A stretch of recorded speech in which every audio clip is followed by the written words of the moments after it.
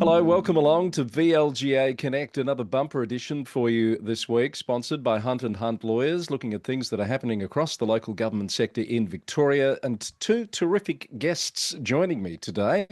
We'll have the Mayor of the rural city of Wangaratta here with us shortly, Councillor Irene Grant. Regional roads are among Victoria's most dangerous, and Wangaratta is pushing hard for change. Councillor Grant joins me to talk about what the latest safety data shows and the funding commitments that regional councils need now. And Jill Riseley AM is the acting CEO of Infrastructure Victoria. Ahead of the state election, Jill will be here to unpack the Infrastructure Victoria 30-year strategy and what candidates should commit to on climate resilience, public transport in growth areas, and getting better value from the assets we already have. That's all ahead on today's edition of the show, but as always, we start with a roundup of the latest VLGA Connect news. Heading Connect news this week, the City of Stonington has backed Bayside City Council's Supreme Court action over the Victorian Government's Activity Centres program. Stonington Mayor Melina Sear noted 15 of the 60 designated zones fall within her municipality and said the council will monitor the legal proceedings before deciding on its own separate application.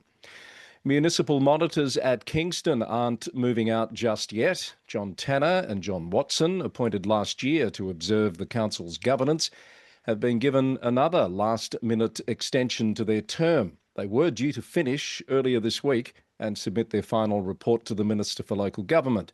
However, the Minister, Paul Hamer, has decided to keep them in place until after the upcoming by-election to fill a vacancy in Melaleuca Ward, triggered by the resignation of Tess Law in March. The term is now set to conclude on the 14th of August, with the final report due after that.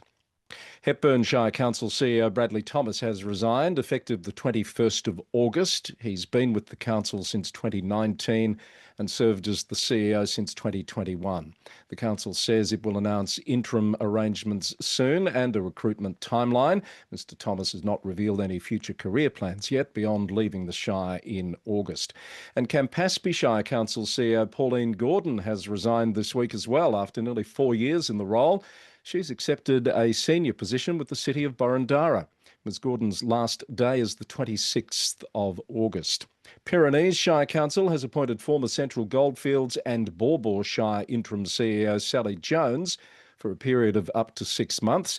She succeeds the retiring Jim Nolan, who finishes on the 10th of July. Council Director Douglas Gowans will step up as acting until Ms Jones arrives on the 3rd of August.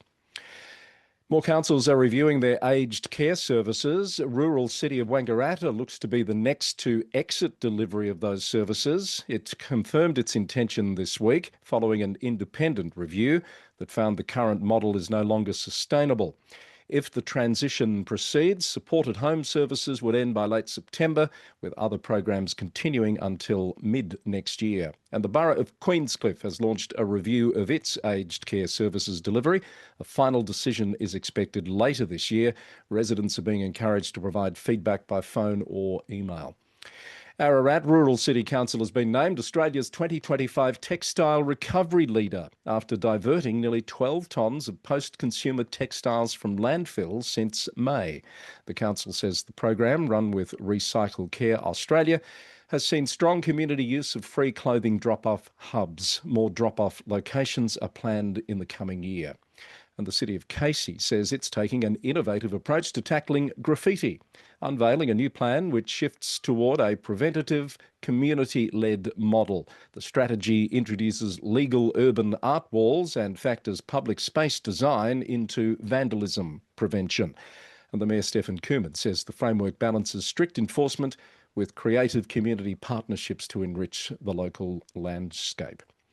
Now, note the nominations for the Mary Rogers Awards for Women in Local Government have been extended to next Friday, the 10th of July at 5 p.m. to give you more time to get your nominations in, particularly for the Gender Equality Council Champion Award in either the Metro or Rural and Regional category. They're part of the 4 award categories for these awards this year, delivered by the VLGA in partnership with the state government. Visit the VLGA website to nominate now. Now, sadly, on a final note for Connect News this week, tributes have been flowing after the passing of Chris Meadows Taylor, a dedicated local government servant, a former long-serving councillor and six-time mayor of Central Goldfields Shire Council. First elected in 2005, Chris served 12 years on council, including a remarkable return after the Shire's 2017 dismissal and a period of administration. He concluded his sixth term as mayor in November 2022. Current Mayor Ben Green has praised Mr Meadows Taylor as a true gentleman and a tireless champion for community advocacy. I had the personal pleasure of working with Chris over the years and always found him to be a decent and thoughtful person, strongly dedicated to his community. Our sincere condolences to his family, friends, and all who served alongside him. Valet Chris Meadows Taylor.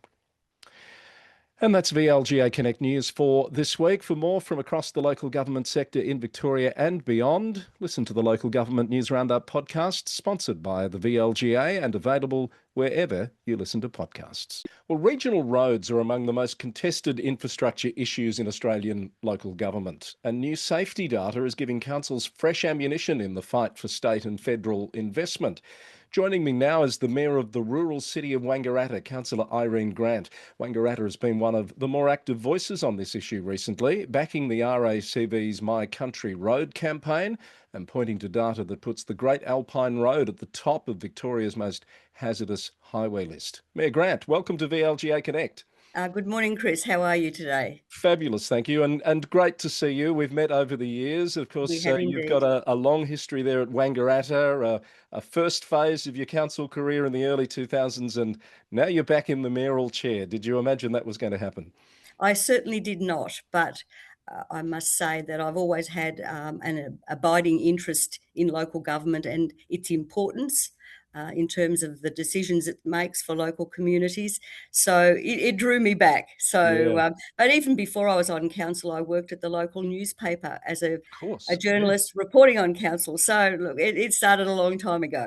Absolutely, and of course you've seen a lot of change. So you held the mayoralty back in the early 2000s. You were Yes, there as an administrator through a bit of a dark chapter for that's right. Wangaratta. Back as mayor now, what strikes you as different now about the role as to what you were facing back then? I think, Chris, there's a lot more emphasis on uh, the sort of the legislative requirements of local government. You know, we've got to do this, we've got to have a policy for this, and we've got to have a plan for that. Yeah, And I think sometimes it takes us away from what is the core business of local government. You know, I think yeah, we tend to see our responsibilities very much blurred. yeah. So, you know, I think when I was on council first time around, it was about, you know, roads, rates and rubbish. Now it's about much more about, you know, Yeah. compassionate communities and, you know, all these things are wonderful.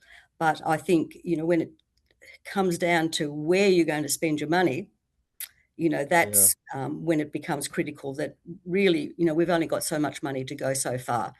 Well, So, we'll talk about that. That financial yes, sustainability issue is very top of mind. What I really wanted to get into you with today, though, is the road safety issue. Your yes. council has put your name to some pretty stark road safety data, with the Great Alpine Road identified as Victoria's most dangerous highway, the Wangaratta Whitfield Road with one-star safety ratings. What does that really mean in a day-to-day sense for your community? It means a lot, Chris, because our community will come to us constantly saying that, you know, the roads are not what they should be. And, you know, roads are important, you know, in terms of social connection, in terms of economic development connection, all those things. And if the roads are not up to par, then it has a big impact on the Yeah. community. We've asked our community to let the government know about the roads and how important they are. And when they're not good, what a terrible impact it has on the community. Yeah, so well, more than half of Victoria's road crashes occur on regional roads, don't they? That's That's right. pretty striking. Does that match what you see and hear in your community? It does. It Mm. does. You know, people are always saying that, you know, there's damage to their cars, that near misses in terms of accidents. You know, people are constantly worried about uh, how they move on the roads because of the fact that, huge potholes, all these sorts of things. Yeah. So I have to say too, Chris, what we're also doing as a council, obviously asking our community to go online and tell the survey exactly Yeah. what they think. But what we're also, through the regional cities group, which Wangaratta is part of, we've asked the government to commit to $2 billion to attend to the maintenance of roads across the regional centres in Victoria. And, we're already told that, $2 billion is simply going to be a drop in the ocean. So Yes. it's a real problem, and it's a problem that I think has allowed to slip over a period of time. And now we're seeing these significant impacts on communities. Yes. I've had cause to be driving around central Victoria a bit lately, and I've gone a couple of different ways just to sort of experience what I've been hearing from nearly everybody outside of Melbourne on this program about the state of the roads. And I have to say that the driving experience matches what mayors are saying. So why do you think it's so hard to get some meaningful action on this from other levels of government? Well, I suppose it's the tyranny of distance, Chris. We're far enough away that they can't hear us saying what we are Yeah, saying. yeah, I think it's a problem that we're actually now looking and working with Rural Roads Victoria to say, well, if there's a problem, can we fix the problem and be reimbursed, to yeah, sort of take that approach yeah. instead of just saying, you've got to come and fix it. We're sort of looking towards working together so that we can get these problems solved much more quickly. It sounds like a practical approach because one of the issues is people don't know who manages the road they're driving on, and they don't really care, do they, whether it's state or council? But most of the time, they think it's the council that's responsible. Well, they do indeed. And in fact, of the roads that are complained about the most in the rural city of Wangaratta, and there are 15, and they are all Rural Roads Victoria's roads. Yeah, yeah, So, that says volumes to us. it sure And I does. think if we can work towards working together on how we might be able to maintain these roads much more effectively, then we should be doing that. If we had the Minister for Roads on this call today, a direct Yes. line, what are two or three things you'd want to say straight to the Minister that needs action right now? Well, I would, you raised, the Great Alpine Road, the Whitfield Road, but there are roads within, almost in the CBD that Mm, need attention. What I would say is, how can we do this better? mm, How can you help us, and how can we help you ensure that these roads are effectively maintained to allow our community to move around freely and safely? yeah. You're backing the RACV's My Country Road campaign as a vehicle for community input. Why do you think that's the right mechanism? Well, I think it's a public survey. It is one that people can go on and I think it's also being done right across Victoria. So it will Mm, collate a whole lot of data that I think will, I hope, drive home the point of how yeah. important this is. Let's hope people do take the opportunity to do that. As you say, the voices need to speak up to be heard. I did note before we let you go, your new CEO, Matt Nelson, been in the chair for a few months now, has been pretty candid in his first public communication, flagging that you need to find around $3 million in savings, I think it was, talking about the burden that cost shifting puts on councils like yours, and talking about a significant action plan that needs to be rolled out over the next 6 months. As the mayor and the head of the elected body, what are your thoughts on those actions that need to be taken? Well, it's something that's been of concern to council for some time. When rate capping was Mm, introduced, then the fact that we weren't getting the grants that we used to get, the whole environment was tightening, and I think we really needed to look very, very critically at how we moved forward financially. And mm, our new CEO has been very thorough in terms of what our priorities are. and looking across the whole of the council at all the businesses to see, where they fit and how we're going to remain sustainable into the future, which is the key thing, because local government is a significant and important part of our community, and we owe it to our community to be prudent financially and to be able to continue to provide the core services. And do you think cost shifting's getting the attention that it deserves? Is it that big an issue? It is a huge issue because for us, cost shifting means something in the realm of almost $2 million. So Wow. that's had a big impact on us. So it's not just, talking about us, perhaps delivering Mm. services and costing us money. It's costing us significant money. Yeah. All right, a few months left of your mayoral term, assuming that you hand the reins over to someone else in November or thereabouts. What would you like to see achieved in those few months that you've got left? Well, I'd like to see, obviously, some workable plan around roads Yeah. in the future, not just talking about how bad they are and the need to do something, but let's look at a plan to ensure that we are actually achieving something in that process. I'd like to see a very tight financial plan that will allow us to obviously deliver on the core services and remain sustainable into the Mm. future. But also, local government is at the heart of local communities, and I think it's important that we continue to be that, to be relevant to our community, and that's an ongoing job. And I think it's something that you never really come to the end of. It's Yeah. always there's more that you can do. There's more consultation. There's more engagement.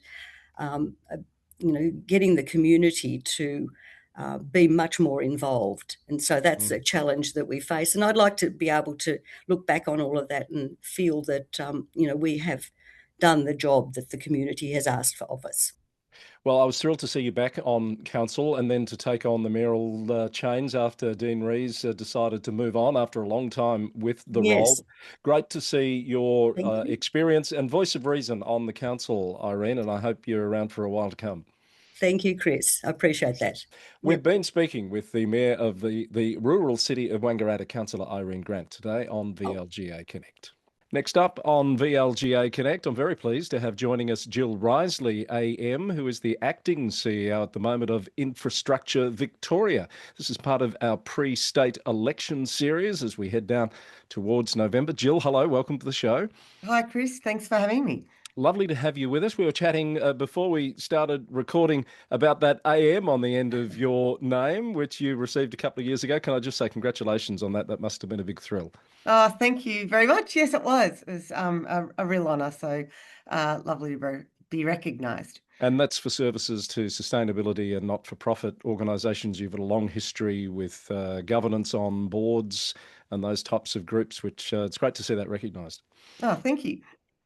We should have a separate conversation about that one day. But today we want to talk about those issues that Infrastructure Victoria would like to see front and centre in the conversations that are had with candidates, with advocacy activities as we head down towards November. You released your 30-year infrastructure strategy late last year with 45 recommendations, a $60 billion price tag, and $166 billion in projected benefits. How well do you think that strategy is cut through in the debate, the conversation so far? I think it's cut through well. We have a really good strike rate on having our recommendations adopted. So Infrastructure Victoria is the independent advisor to the state government. We serve the government of the day and are quite ferociously independent in the advice that we give. We're required to update the 30-year infrastructure strategy every 3 to 5 years. And Yeah. as you mentioned, we tabled that in Parliament late last year. Our last strategy back in 2021, over 80% of the recommendations have been adopted. Right. And there were quite a few more last time. We deliberately have been really, really targeted this time, in part in recognition of the tightening in the fiscal environment that we're operating in. Yeah. Last time we had 96 recommendations, and as you mentioned, this time we've got just under half of that. Yeah. Yeah. So, how would you like to see candidates, whether they're from parties or independents, engage with this strategy, perhaps, and pick it up and take it forward in the campaigns? Well, one of the great things about the work that we do is we publish all the assumptions, all the research, all the technical reports that accompany our strategies. And that's all available on our website, including in really plain language, the rationale and the reasoning behind the recommendations that we've made. And that's available for anyone, including both sides of politics. Infrastructure Victoria was established with bipartisan support, so Hmm. both sides of the aisle, and real recognition that it's important to have someone really independent just having a look at what is absolutely critical Yeah. and needed for Victoria. And, Yeah. and that's the role that we've done in these 45 recommendations. They're very, very targeted around what we think is really critical. So what we would encourage people to do is to have a look in their electorates, in their communities, and have a look at what are those recommendations and the rationale and the reasons behind them, Yeah. and how that applies to their local area.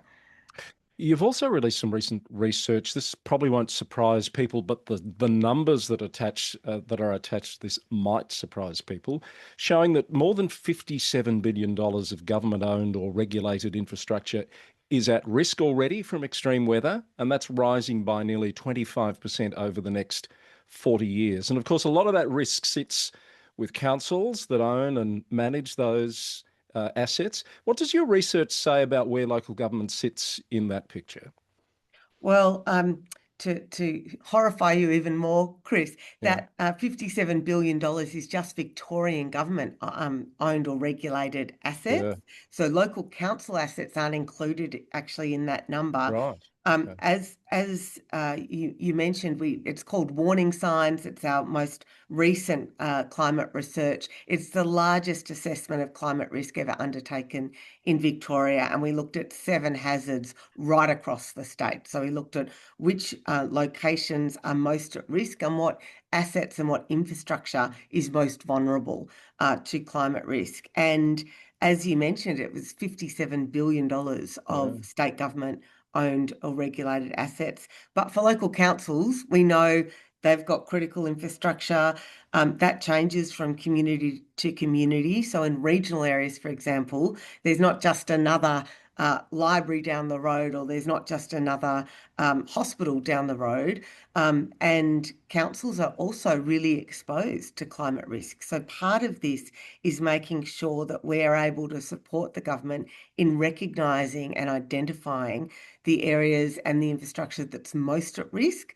And we've deliberately made the research and the methodology that we used replicable. So if councils want to pick that up and apply that to their assets in their local area, then they can. the numbers are staggering, aren't they? And you've just reminded me, there's a recent report come out from the Australian Local Government Association showing that councils across the country face up to $280 billion in infrastructure renewal and upgrade demand.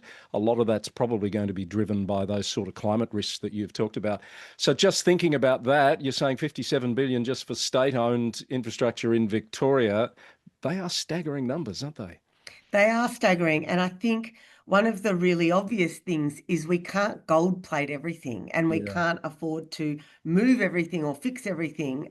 So for local councils and for the state, it's about making really strategic decisions on what infrastructure do we need to make adapt and make more resilient, and what is the value and the condition of those assets. So asset management becomes even more critical than it has been before. We know local governments actually do asset management really well, Yeah. but when there are some really simple things that you can do, like don't build in areas that have high levels of climate risk. And particularly in some communities, Shepparton is a really good example. They're facing multiple climate risks in the same location. So Yeah. you can be facing flood, you can be facing bushfire.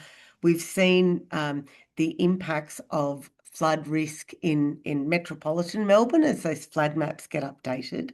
Our research is inherently conservative because there's actually three climate risks that don't have projections out to 2070, flood being one of the really Yeah. key ones. And so we're using actually today's flood maps to map that risk. So as those flood maps get updated, we start to see more and more infrastructure and more assets at a really local level Yeah. become increasingly at risk from climate.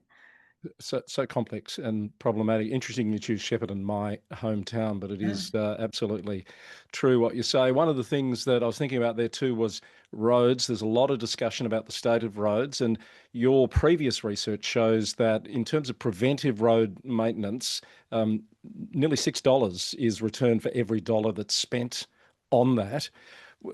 Often councils are doing this without adequate state support. What's Infrastructure Victoria's view or position on how government should be funding that work that local government does? Well, funding is an issue, and it continues to be an issue. One of the reasons why we released this report now is so that we could inform the state government's climate adaptation plans. We're really pleased in the last couple of weeks that the government's released them, but also included our recommendation around having an adaptation plan for energy, which was really critical. If the power goes out, there's a lot of things that don't work. The other thing is around a focus on resilience. So we've been really good in Victoria and at a local government level at transitioning to a low emissions and mapping our transition to a low carbon economy.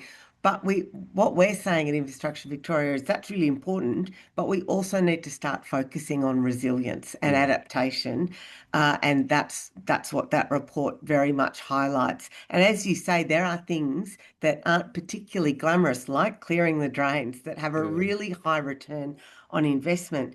The other thing to note is that Victoria's already spending a lot of money responding to climate hazards. So we've spent on average $2.7 billion every year responding to extreme weather events in Victoria.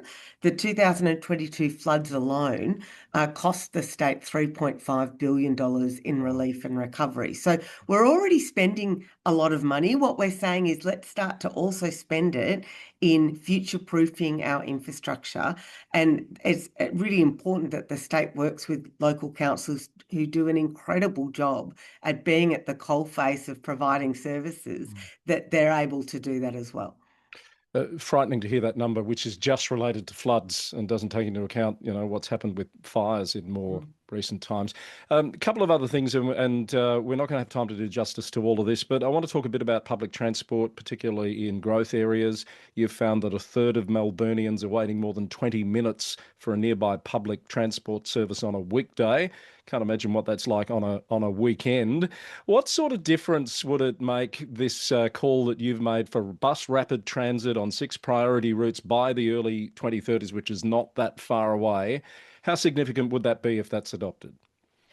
It would be really significant. And if you speak to anyone who, particularly in the north and the west, about connectivity and public transport, there's already real congestion and wait times and not enough connectivity from a public transport perspective. Mm. In our strategy, we've mapped out a number of solutions and recommendations for government around that. Bus rapid transit is a really useful and efficient way of moving people around. The 6 routes that we've recommended have really significant returns on investment. What we've also found is that buses and bus rapid transit creates real connectivity and can move people around, but does it at a lot lower cost than some of those hard rail upgrades, which are really important but very costly. So Yeah. buses are a really good alternative and one that are much more affordable.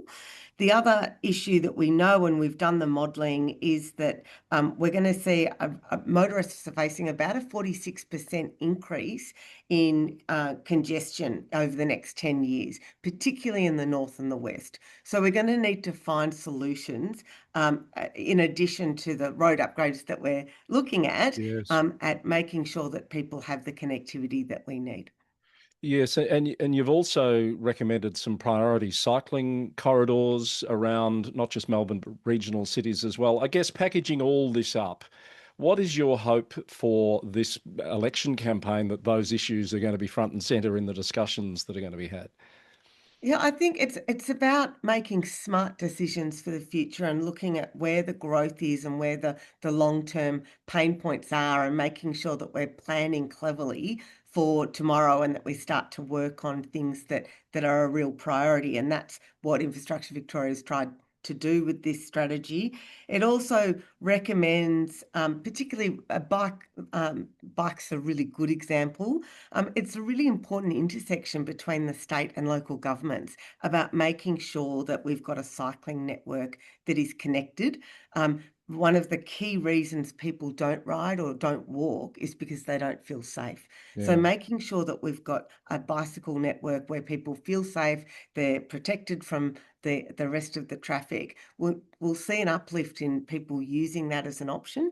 And we also know that there's a lot of trips that people make on a daily basis that are quite short and Yeah. that really are well designed for active transport.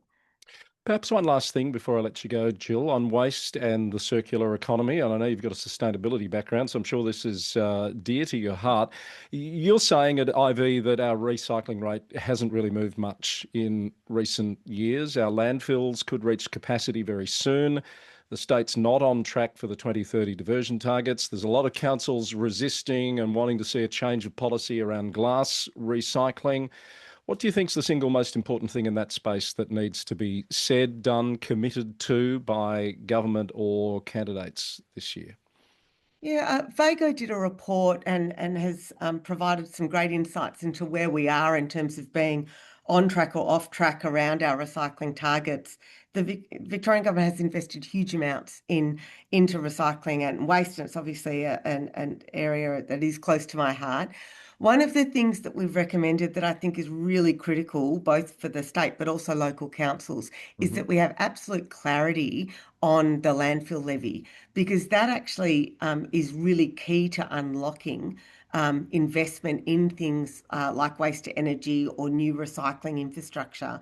And unless both councils and industry have clarity in the sort of the short to medium term on what's going to happen with the landfill levy, it's restricting people. It's a barrier to investment.